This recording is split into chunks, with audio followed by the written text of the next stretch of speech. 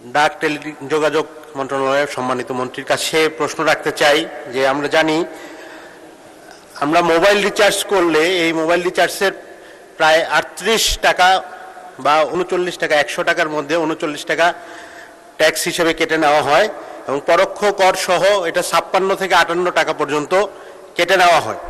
মন্ত্রীও ব্যাপারটা অ্যাড্রেস করেছিলেন কয়েকদিন আগে, মাননীয় মন্ত্রী। আমি মাননীয় মন্ত্রীর কাছে সবিনয়ে জানতে চাই যে এখানে 20% একটা সম্পূরক ট্যাক্স আছে। মাননীয় স্পিকার, মোবাইল ফোন এখন আর বিলাসদ্রব্যে নাই, মোবাইল ফোন এখন আমাদের বেসিক নিডে পরিণত হয়েছে।